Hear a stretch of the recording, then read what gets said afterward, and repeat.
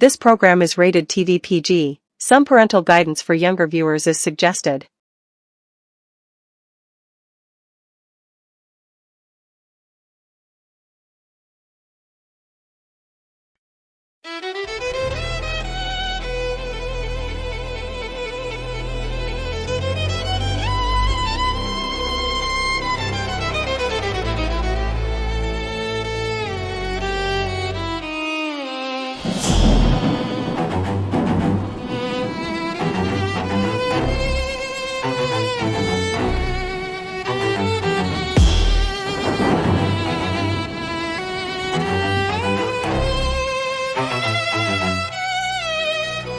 From the 815 back to Chi-Town streets where the concrete's cold and the struggle repeats. We ain't sugarcoating, we ain't playing it safe. We bringing the truth, we standing on faith. The chains are heavy, yeah, the world is a cage, but we flipping the script and we turning the page. From the shadows of Freeport to the city, the lies. We claiming the morning through the darkest of nights.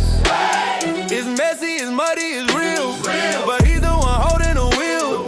Stop running, stop hiding the scars.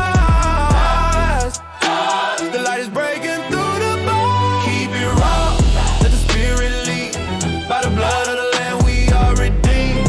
From the lockup to the pulpit, set the captive free. This is the sound of the brand new me. Yeah, it's raw, and it's redeemed. And it's redeemed. Chicago land. Wake up from dreams. Young brothers on the corner, sister feeling the weight. It's never too late to open the gate. This ain't religion, this is life in the veins. The power of the spirit, breaking the chains. We talk about the hurt, we talk about the fall, but we talk about the king who stood through it all. Real talk, real walk, no more disguise. Look at the redemption in our eyes. Keep it raw, let the spirit lead. By the blood of the Lamb we are redeemed. From the lockup to the pulpit, set the captive free. This is the sound, brand new me. Raw and redeemed. Setting the captives free. You know what time it is.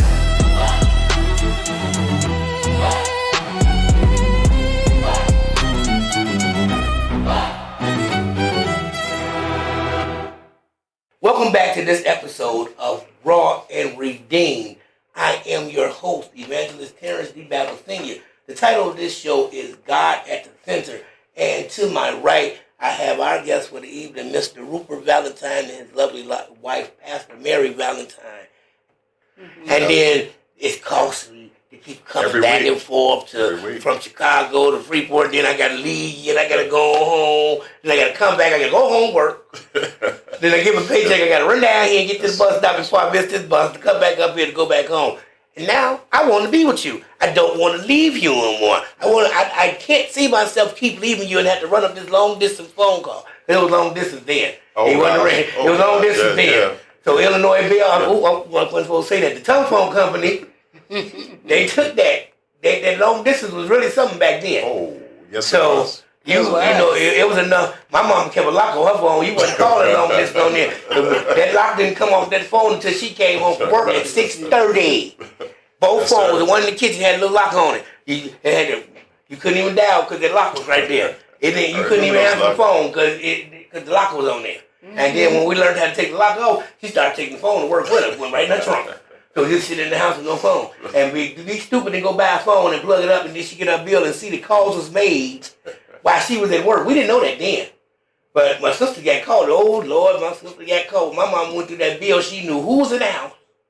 And you been on my phone. No, I ain't. Yes, you have, because I don't come home. I don't walk in the door to 6:15. These calls is from 3 o'clock, 4 o'clock, 5 o'clock. You was here because everybody else was still out, because back then, we didn't get out of school till 3:15. Not 2:30, not 2:15. Oh, right. 3:15. Sometimes 3:30. Chicago School, Board of Education, Lord, they played us for a long time. 3:30 sometimes, 4 o'clock, and then it was after school gym.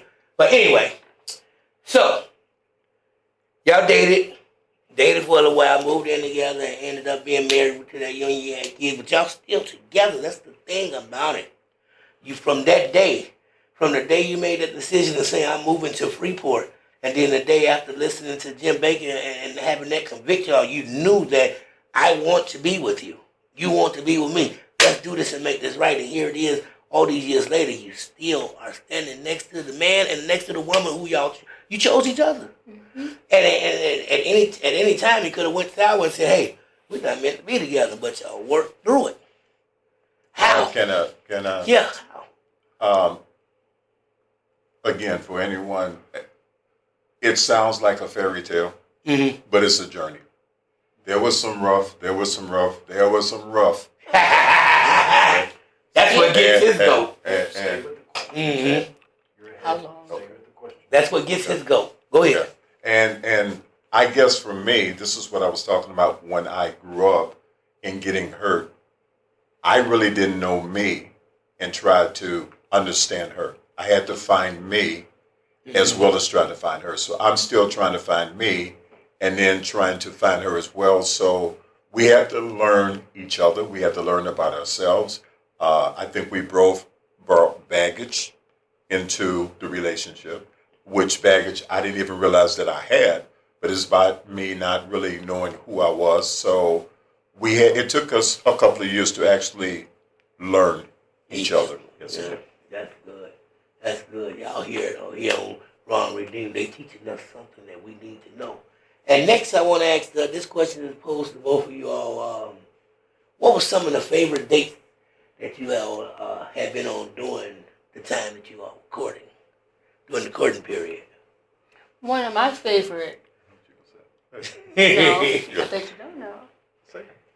Buckingham Fountain. That was my goal too. I knew it.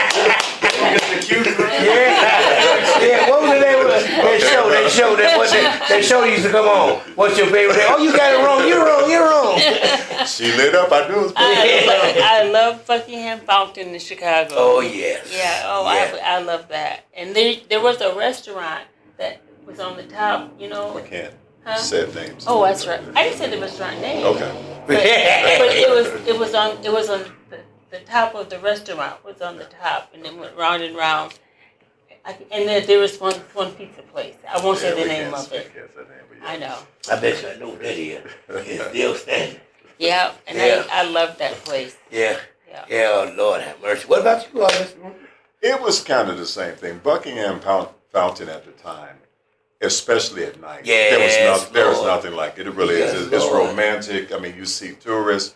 It was really, and I grew up and kind of loved Chicago, period. Different things, from the zoo, from the museums and stuff. But our go-to place was restaurants. And then, like I said, the Buckingham Fountain, I would say, for us.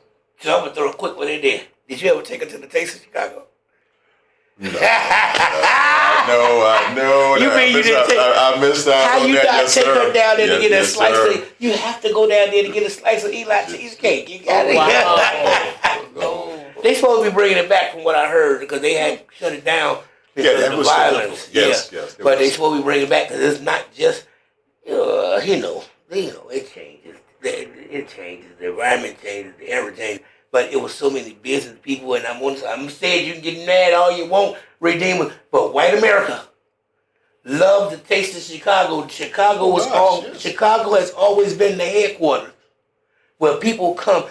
Chicago and Los Angeles and New York. These people travel to these big cities, and when they come to travel, they're not coming to see sights.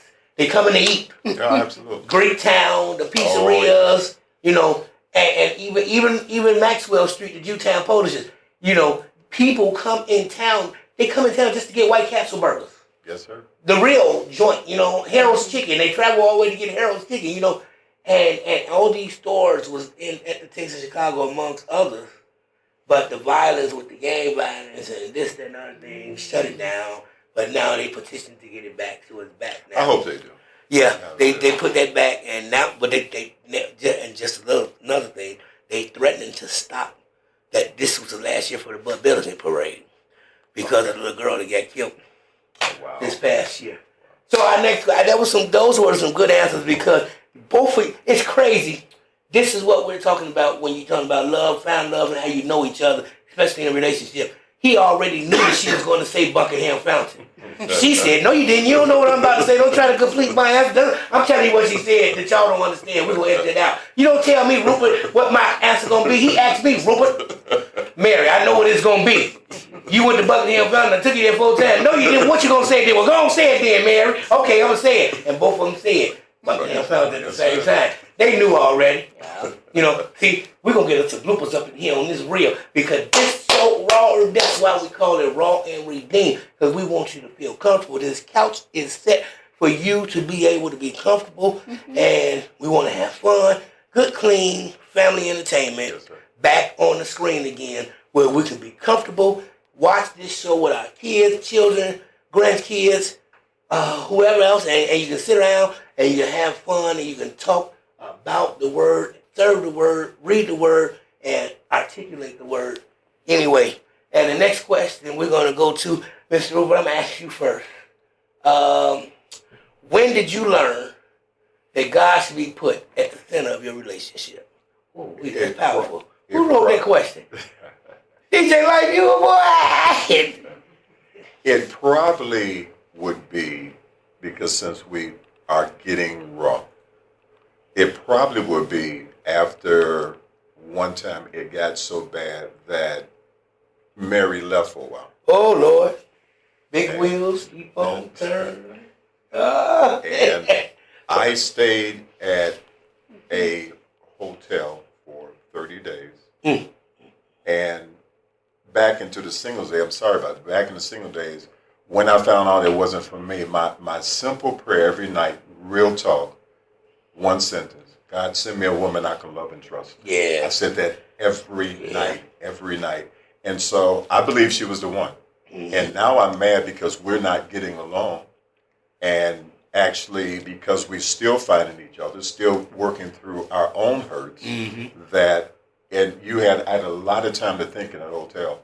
And I'm like, God, okay, if you give me a chance, if it does not work, I want to know that I did everything that I could. So when we got back together, it was a process, but I really knew it had to be God. It had to be. We couldn't do it our own. We really couldn't. And so again, it's not a fairy tale. It took some time, but then when we started drawing closer to God and to each other, it got better. Yes, sir. And right before let me just jump in before you answer, Ms. Mary. I understand what you're saying, Mr. Rupert, because I'm going through the similar situation right now. Okay. My friend, love her dearly. She loved me dearly. I mean, we two peas in the pod. We take care of each other. But the past hurt blocks you from actually letting the next person in. So the only thing you can do is say the same. I say the same prayer that you just repeated. Wow. I say that every night. Wow. Tell me if I'm doing. I ask, let me know if I need to let go.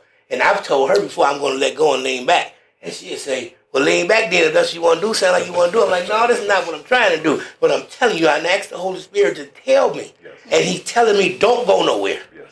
Stay right there. It's going to get greater. Just give each other a chance to make it grow. Because obviously you can tell just by the relationship and the closest we have that there's something there. Yes. It's just that we're not in perfect alignment. It's not time yet. Right. Something ain't been completed. Right. And when it get completed, most definitely, he's gonna make sure we together, because the little time that we had our little spat, I was lost. I'm a grown man. I'm trying to tell you, I was a grown man, and that little time that I was lost and we wasn't talking and all that was going on, I was at home and it felt I couldn't eat. I wasn't getting the phone calls I was used to getting, and I want to pick it up and call, but I don't want to feel like I'm no punk.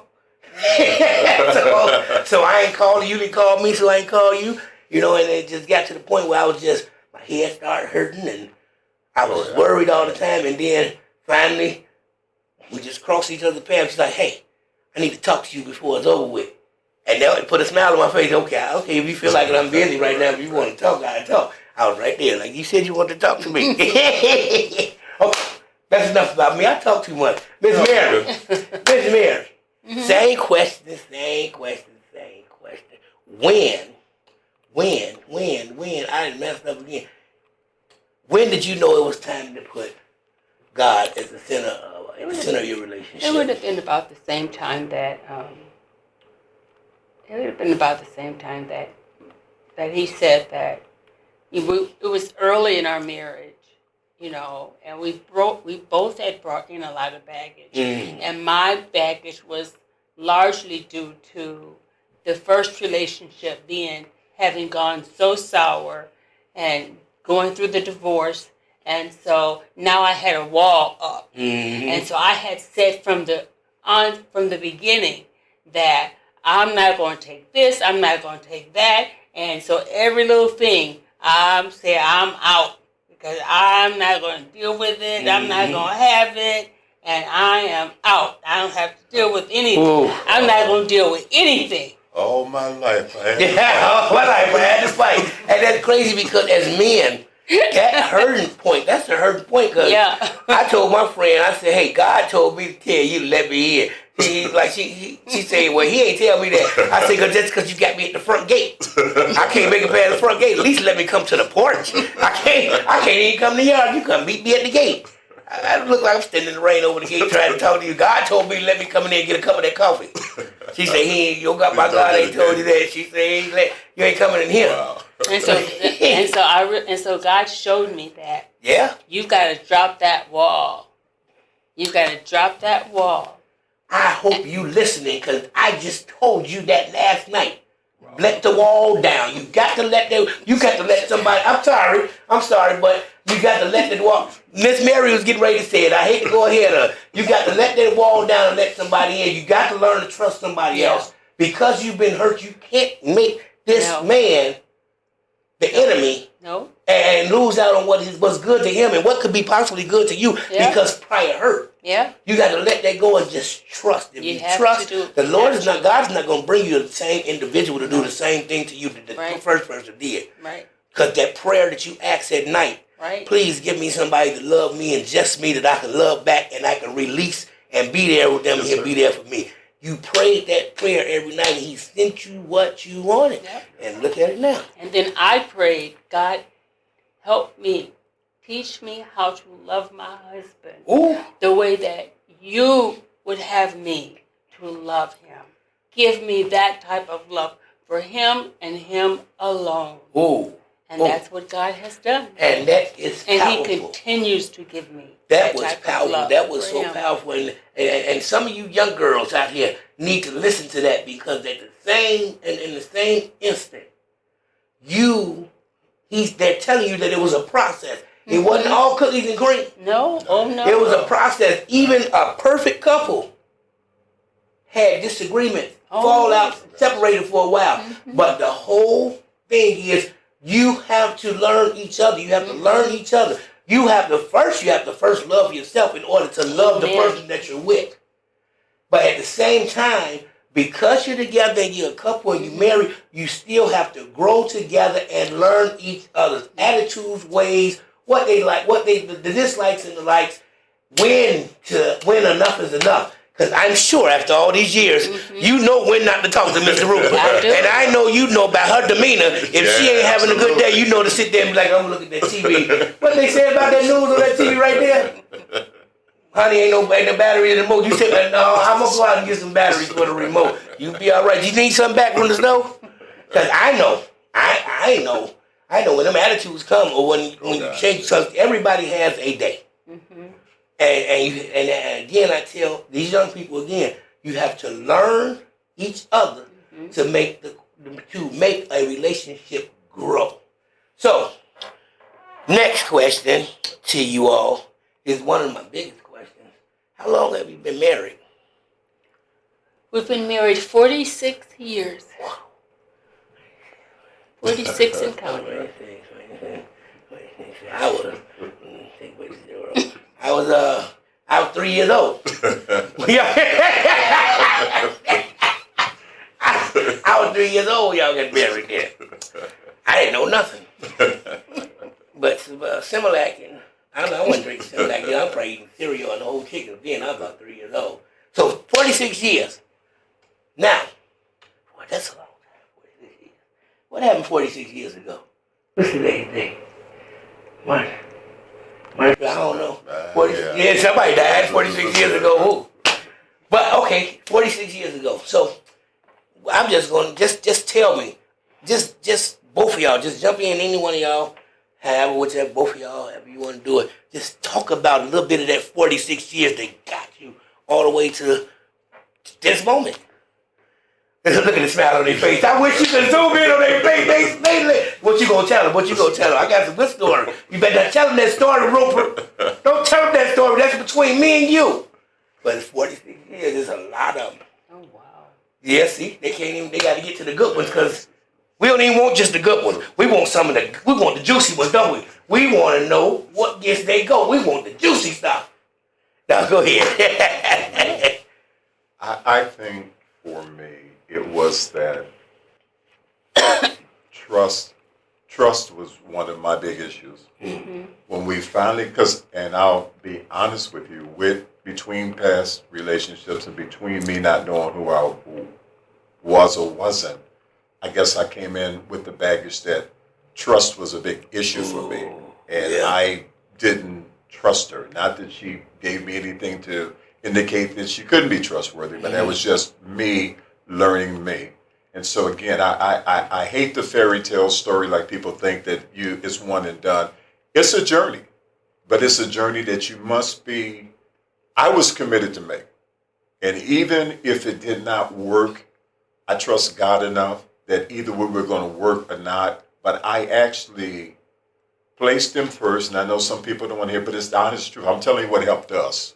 And I really surrendered myself to him, and I gave myself to her in that this is my best friend. Yeah, this is really my best friend. And I trust her enough. And that's when it started clicking. Again, it took some years. Wasn't 2 weeks, one and done. It took some years. But when I start developing that trust for God and developing that trust for her, I trust her. And then I think we grew. Having kids is different as well.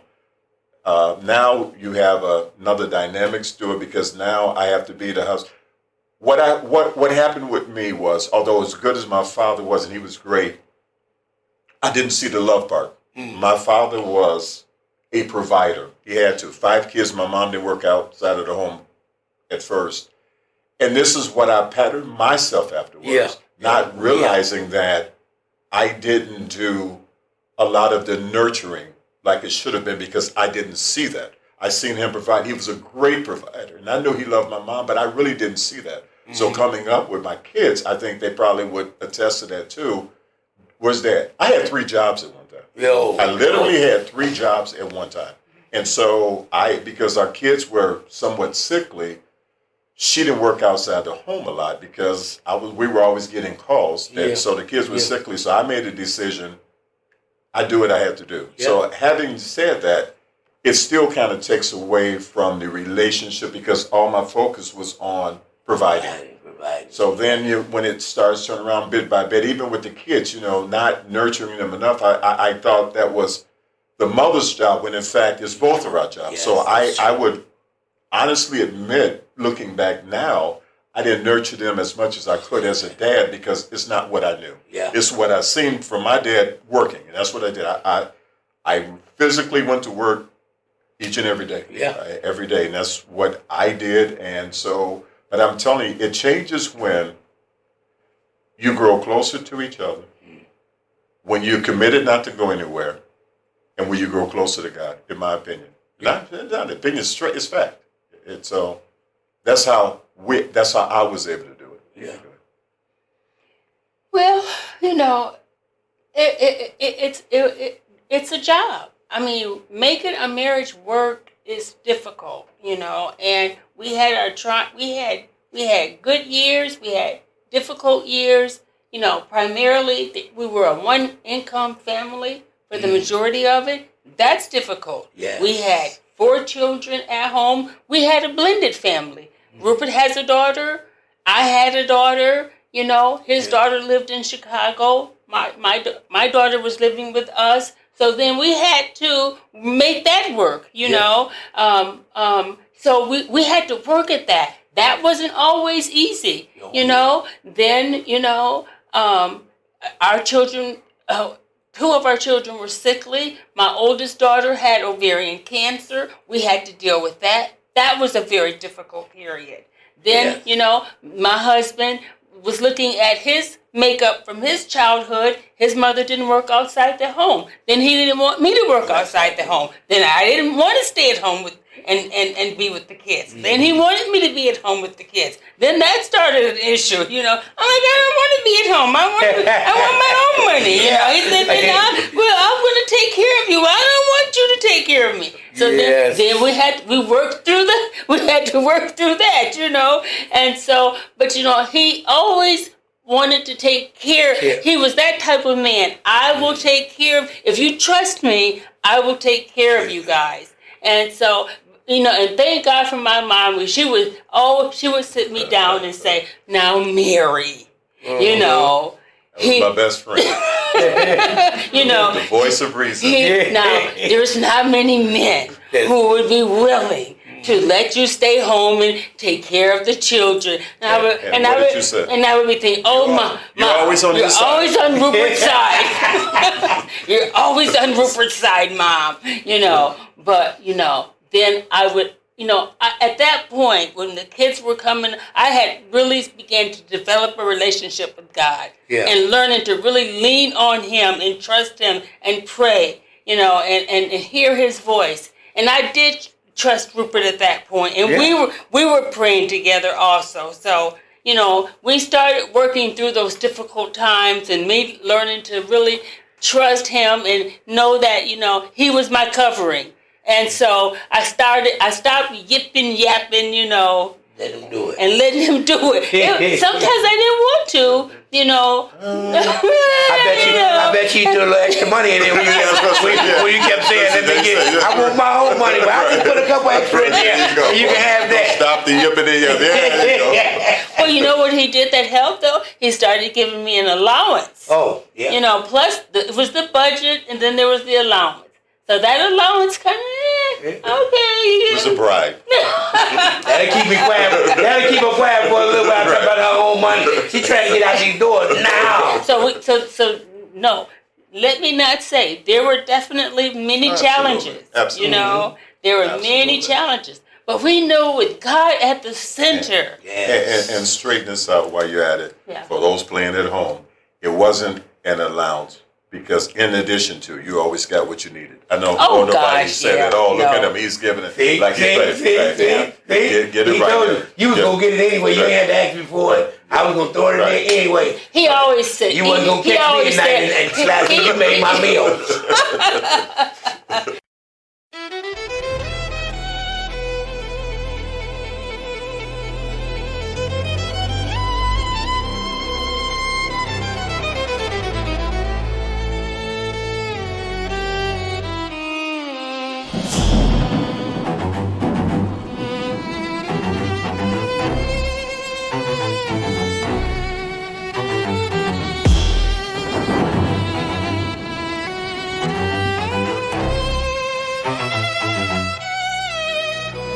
From the 815 back to Chi-Town streets where the concrete's cold and the struggle repeats. We ain't sugarcoating, we ain't playing it safe. We bringing the truth, we standing on faith. The chains are heavy, yeah, the world is a cage, but we flipping the script and we turning the page. From the shadows of Freeport to the city, the lies. We claiming the morning through the darkest of nights. It's messy, it's muddy, it's real. But he's the one holding the wheel. Stop running, stop hiding the scars. The light is breaking through the bars. Keep it raw, let the spirit lead. By the blood of the Lamb we are redeemed. From the lockup to the pulpit, set the captive free. This is the sound of the brand new me. It's raw, and it's redeemed. And it's redeemed. Chicago land. Wake up from this. Young brothers on the corner, sister feeling the weight. It's never too late to open the gate. This ain't religion, this is life in the veins. The power of the spirit, breaking the chains. We talk about the hurt, we talk about the fall, but we talk about the king who stood through it all. Real talk, real walk, no more disguise. Look at the redemption in our eyes. keep it raw, let the spirit lead. By the blood of the Lamb we are redeemed. From the lockup to the pulpit, set the captive free. This is the same.